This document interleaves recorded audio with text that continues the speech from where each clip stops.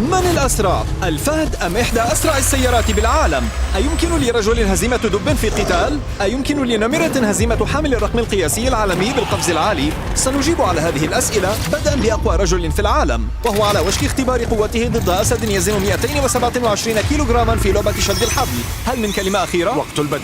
3 2 1 ابدأ! حسناً، لقد بدأنا.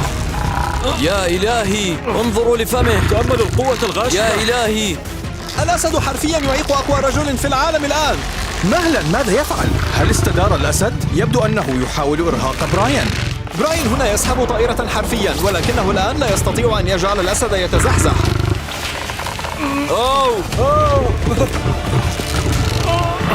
بدأ يعاني. براين يفعلها حقا.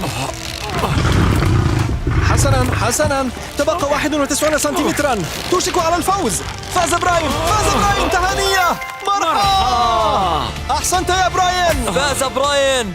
استمتعت بوقتك؟ حسناً، أنا فقط لن أتحدث معه، لا بأس. لكن كان هذا أول تحدي فقط من 7 تحديات ستختبر قدرة الإنسان على التنافس مع الحيوان. تالياً معنا أعلى قافز عمودي بالعالم، ليست مسحة، هذا رقمه القياسي العالمي بجينيس. من بين 8 مليارات شخص حي لا يمكن لأحد القفز أعلى منه، وسيتنافس ضد هذه النمرة. لنرى من يستطيع القفز أعلى، الإنسان أم الحيوان؟ فريق البشر، هيا بنا. انظروا لهذه المتوحشة، هل تستطيع القفز أعلى منها؟ لن أكذب، إن قفزت 4 أمتار سأقفز مثلها. كيف تنظر إليه؟ إنها تتفقدك. أهذا تهديد؟ لا تتحدث لغتنا. أقول أن نبدأ الآن. إنهم يستخدمون اللحم لإغرائها ولجعلها تقفز. أريني مهاراتك يا لونا. أريد اللحم.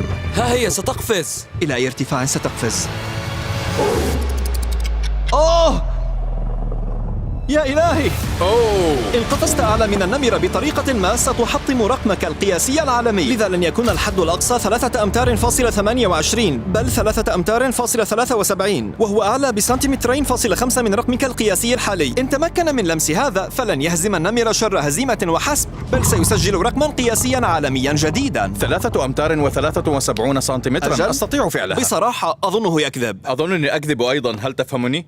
أجل. هذا لا يبدو ممكنا للبشر.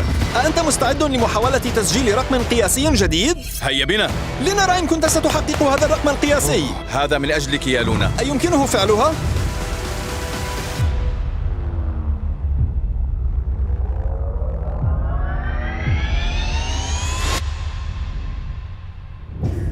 يا إلهي، حقق نجاحا ساحقا. كان ذلك مذهلا. ما قولك يا لونا؟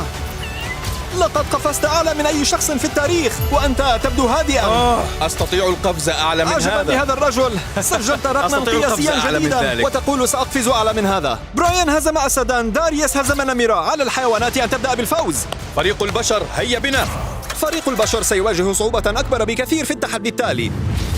نحن الآن في حلبة مصارعة ثيران مع بوبا. أهلا. بوبا راكب ثيران. صحيح. سنطلق 3 ثيران في هذه الحلبة. 3 ثيران؟ عليك حمل أكبر عدد ممكن من أكياس المال حتى تصل إلى الجانب الآخر من الحلبة، بينما تطاردك 3 ثيران. كل دولار تلقيه في الدلو خلال الدقائق الثلاث التالية ستحتفظ به. مستعد يا جيمي. بالتوفيق. أطلقوا الثيران. الثيران آتية. لا تمت يا بوبا، أرجوك. عبرت البوابة وتتجه نحوه مباشرة. حسنا، إنها تطارده. مرت بجانبه. خذ المال يا بوبا، استمر، انطلق. قبعته سقطت. أمن نفسه ب10,000 دولار. إنه خلفك يا بوبا. لكن إلى متى يمكنه البقاء بعيدا عنها؟ أخذ حقيبتين. إنها خلفك مباشرة. اركض يا بوبا، اركض. يا إلهي، سأرتعب لو كنت قريبا من تلك الثيران. إنها قادمة نحونا. لا، طاردوه هو وليس أنا. في هذه الأثناء بوبا يضحك بينما تتجه 3 ثيران نحوه. إنه هادئ رغم ركضه مع 3 ثيران. يزن الواحد 680 كيلوغراما. سألمسه مباشرة على رأسه. إنه يتبع استراتيجية تخويف الثيران وإبعادها. هذا شاق. لا تجري هذه التحديات مع محترفين، فقد اجتازها بسهولة. أحسنت، فزت. تهانية، فزت ب50,000. أشكرك. على ماذا ستنفقه؟ سأشتري شاحنة جديدة. لست متفاجئا، لكن ما سيفاجئكم هو من سيفوز بالسباق لاحقا في الفيديو. ولكن التحدي التالي يتضمن مخلوقين خلقا لتحطيم كل عظمة في جسد المرء. حسنا نيك، ادخل من البابين. أنا مرتعب. هذا نيك الذي ربما تذكرونه من سباقه ضد أسرع رجل في العالم، حيث خسر أمام نوا لايلز رغم تقدمه بكيلومتر فاصلة 6. واليوم سأعطيه فرصة ثانية لشيء أكثر فتكا. أمامك فقط. لا أستطيع لا أن عليك. أمسه. ثق بي. لا أستطيع. ثق بي. لا. أمامك أرجوك صديقي. أرجوك. عندما لا، ترى لا، هذا لا، الفيديو لا أستطيع. ستدرك مدى سخافتك. ما هذا يا صديقي؟ إنها $100,000. حسنا. خسر أمام نوا لايلز، لذا لا يعرف ملمس مبلغ كبير من المال. صحيح. لتربح $100,000 هذه يجب عليك اختبار الصمود لدقيقة واحدة في الحلبة مع انزع إصابة عينيك. رامي مصارع السومو الذي يزن 227 كيلوغراما. لماذا يقوم بهذه الحركة؟ أو استدر. دقيقة في الحلبة مع هذا الدب. يا إلهي. حسنا، لما هو هنا؟ وإياك أن تظن أن هذا الدب غير مؤذن، فهو قادر على تمزيق الإنسان العادي إلى أشلاء. أهذا واضح؟ إنه ضخم. توم، كيف حالك؟ لن أطيل النظر إليه. حسناً، حان وقت القرار. $100,000 على المحك. أتريد مصارعة مصارع سومو أم دب أشهب؟ إنه قادم نحوك، متحمس ويتحرك الآن. لن أعود إلى الدب، لقد نهض. حسنا، سنمضي معك يا صديقي. ستختاره؟ أنا مضطر، فالبديل دب أشهب ضخم. ألديك تأمين على الحياة؟ لا، ليس لدي. لكي لا يموت نيك، أحضرت مدرب سومو محترفاً ليعده للنزال. اثني ركبتيك وحرك قدميك. هكذا. مستعدان، ادخلا الحلبة. هيا، أنت بخير. تعال إلى المنتصف. لكي تفوز بهذا التحدي عليك مصارعة رامي لدقيقة دون تجاوز الدائرة الحمراء. إن دفعت خارج الدائرة قبل انتهاء الدقيقة فستخسر كل شيء مرة أخرى. المسا بقبضتيكما الأرض لبدء النزال. أأنت سليم عقليا؟ أنت متورط يا نيك، فلنفعل هذا. انظروا إلى هذا. سمعتم ذلك؟ انظروا. إنه يصدر أصواتا أسوأ من توم. نيك، المس الأرض. انتظر. هيا. انتظر. المس الأرض يا نيك.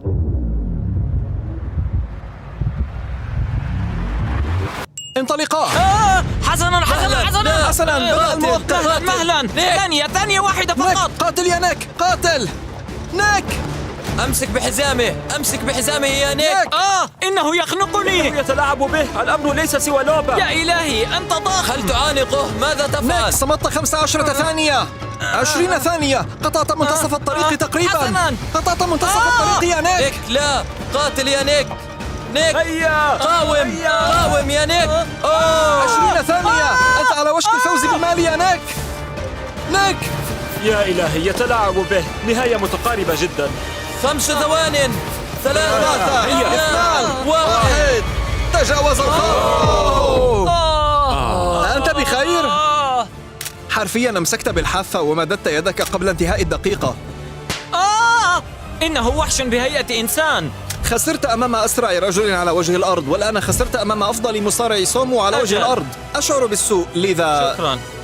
سأمنحه $10,000 لأنه فاز.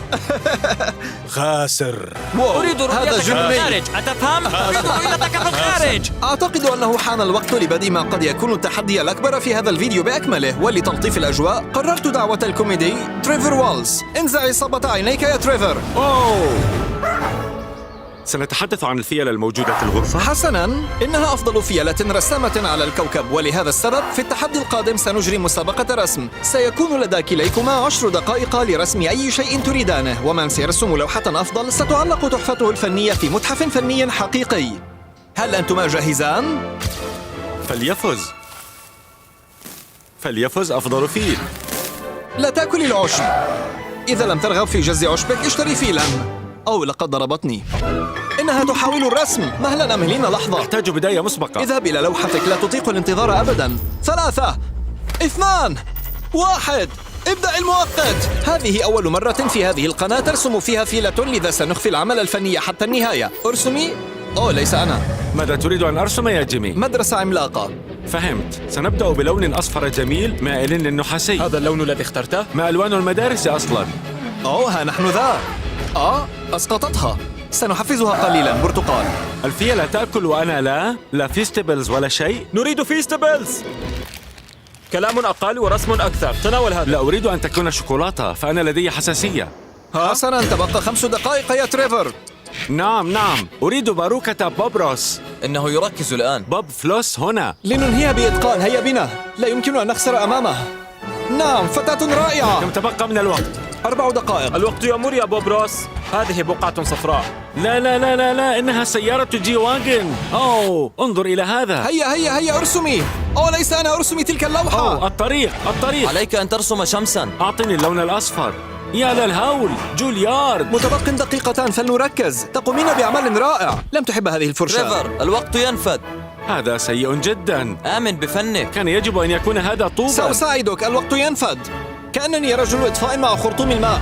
هيا دقيقة واحدة، قد نفوز فعلا. تخسر أمام فيلا فعلا. أظنني أرسم في جنازة. ها هي حركتها المميزة التي تضعها في كل لوحاتها. 3 فقط استمر. 2 أوه، كانت هذه غلطة. كانت تعثرا. 1 انتهى الوقت. لا. لم ينتهي. وقبل الحكم على هذه الأعمال الفنية، تاليا سنشاهد فهدا حقيقيا يسابق واحدة من أسرع السيارات في العالم. أما الآن أحضرت خبيرا محترفا لديه أكثر من 30 عاما من الخبرة ليقيم هذه اللوحات. والآن على مقياس 1 إلى 10. 1 يعني سيء و10 ممتاز. 2 حسنا. تبدو طفولية بعض الشيء. ربما يحاول أحد التواصل مع طفله الداخلي. واو، تحدثت عن الفن لا الفنان. مهلا، لا تؤثر على الحكم. والآن سنكشف عن تحفة أفضل فيلة رسامة في العالم. هل سنقيم أجل. هذا فعلا؟ إنها كتقيؤ مهرج. رسمت هذه اللوحة بنفسها، ما رأيك فيها؟ حسناً، أشعر بالكثير من البهجة في هذه اللوحة، وأرى أنها تعبر بصدق عن هويتها. لا يمكن فصل الفن عن الفنان. ما تقييمك لهذه اللوحة من 10؟ أعطيها 8 من 10. واو! خسرت أمام فيلة يا تريفر. هذا لا يهمني. منافستك تؤدي حركة فورتنايت. ما شعورك حيال ذلك؟ أنت بخير، ارتاح عودي إلى ارتاح. مقهى غابت الأمطار. وكما وعدنا، ها هي لوحة آيلا معلقة في متحف فني حقيقي. رائعة. هل أحد من هؤلاء الناس يدرك أن هذه اللوحة رسمتها فيلا؟ على أي حال، في التحدي التالي لدينا أكثر الجنود تدريبا على الكوكب. كم وقتا تحتاجون لقتلي؟ 30 ثانية. إنهم مرعبون، وسنرى كم من الوقت يمكنهم الاختباء في ساحة الخرد الضخمة هذه من أودن، أحد أفضل كلاب البحث في العالم. حسنا، برأيك كم سيصمدون؟ على الأرجح حوالي 5 دقائق. وإن تمكن أي منكم أن يفلت الكلاب حتى الصباح، ستتقاسمون جائزة قدرها $50,000. أمامكم 10 دقائق. 3 2 1 انطلقوا. بينما قضى هؤلاء الرجال نصف حياتهم في الهروب من أسر العدو، فإن هذه الكلاب تدربت منذ ولادتها على تعقب البشر. لذلك سأندهش إذا استطاعوا النجاة حتى الصباح. لنذهب إلى مكان اختبائنا هنا. علي الهرب من الكلاب لأطول فترة. إنهم يركضون في الأنحاء كمجموعة من الحمقى. لن أتعرق. سأحتك بهذه السيارات لأترك رائحتي. يركضون بشكل متعرج ويحتكون بأكبر عدد من السيارات. بينما اختلق جوني إشارات كاذبة عن طريق الاحتكاك بالسيارات، كارلوس وجدت بعض الماء. قرر أن يخفي رائحته. ها نحن ذا.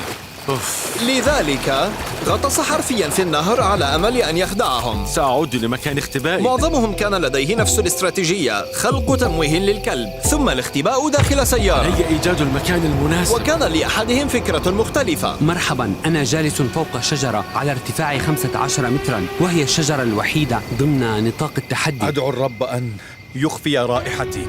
آمل ألا يعثروا علي.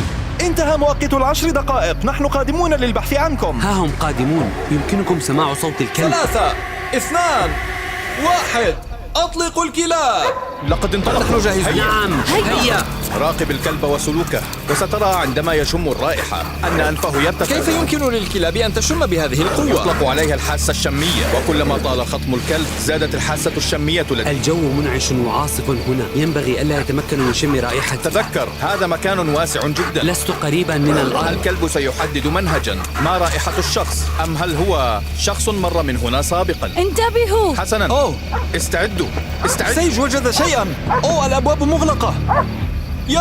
لقد وجداني. أنت أول من يعثر يا عليه. إلهي. الكلب ينبح، حتما عثر على أحدهم. هذا جنون. ربما فحص سيج 400 أو 500 سيارة. إنها السيارة الوحيدة التي نبح عندها سيج، وكان أحدهم في داخلها. إن كان سيشعر كذلك بتحسن، كل من يعثر عليه يحصل على حاسوب محمول. لينوفو ليجن برو 7i بمعالج انتل كور الترا 9. تلك الحواسيب أشبه بالوحوش، لكن ما زال لدينا 4 أشخاص لنعثر عليهم. لنواصل التحرك. حاسوب لينوفو ليجن المدعوم من انتل. لدينا خريطة لساحة الخرد البوردة. سنبحث هناك ثم نتجه للحافلة للعثور على أحدهم. مفهوم. سنلتقي في نقطة التجمع.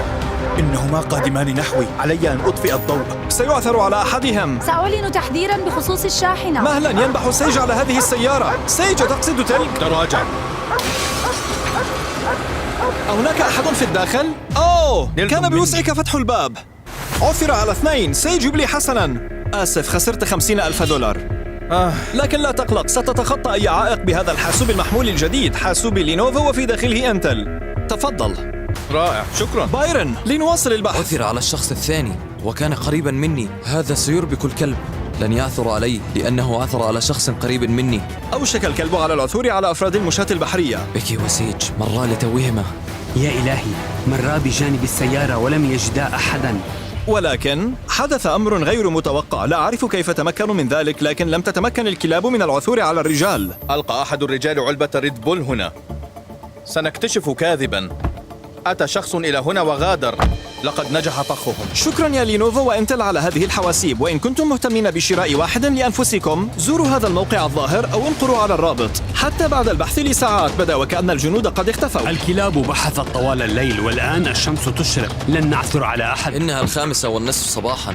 الضوء يزداد. ما يزال 3 منا هنا. لكن قبل لحظات من انتهاء التحدي حسنا، إنهم قريبون جدا الآن. هل هو بالداخل؟ هل من أحد في هذه الشاحنة؟ هناك شخص في الخلف. عثرنا على واحد.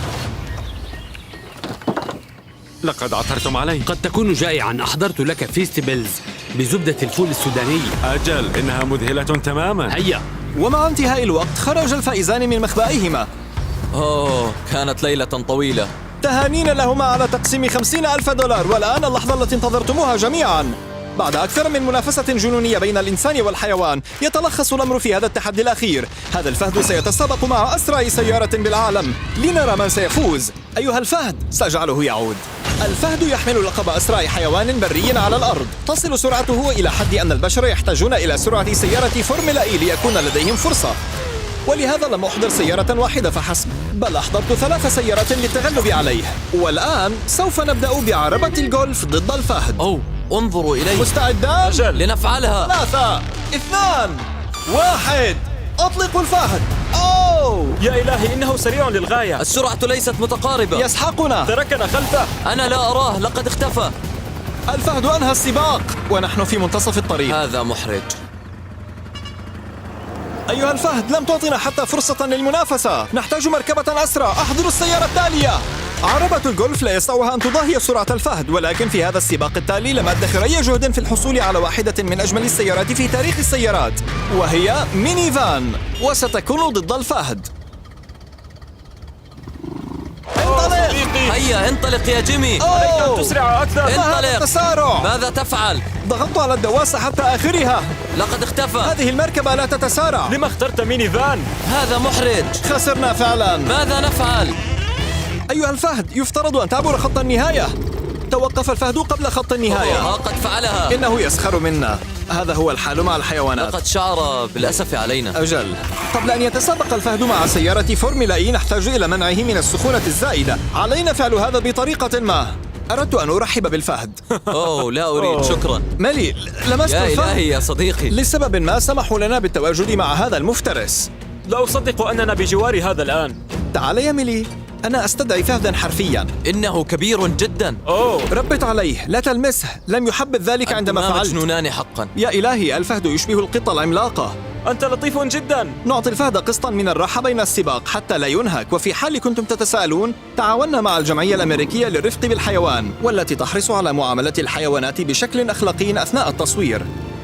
هناك أقل من 8,000 فهد يعيشون على متن الأرض، ولهذا من المهم أن تعامل كل هذه الحيوانات المهددة بالانقراض بحذر شديد. إنه ناعم جدا. يصدر الفهد خريرا عاليا. هذا يعني أنه يحبنا.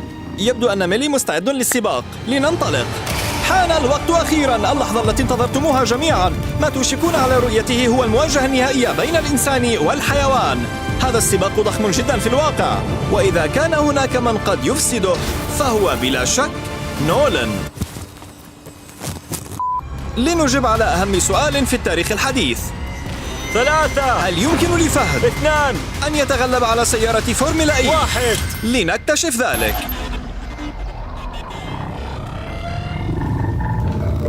انطلقا! كان سريعا جدا.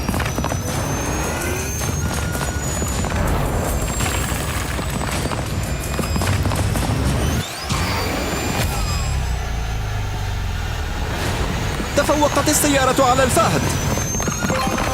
يا إلهي! رغم أن ميلي لم يفز إلا أنه من الجنون بالنسبة إلى الفهد يمكنه الصمود أمام نفس السيارة المستخدمة في بطولة العالم لفورمولا إي. لكن حينما صنعت السيارة الأولى قبل أكثر من قرن كان هناك أكثر من 100,000 فهد يعيشون بالبرية، لكن اليوم هناك أقل من 8,000. لذا فإن مهمتنا هي حماية هذه المخلوقات من الانقراض حتى تستمر في إلهامنا جميعا لتخطي حدودنا. ميلي ألطف حيوان قابلته في حياتي.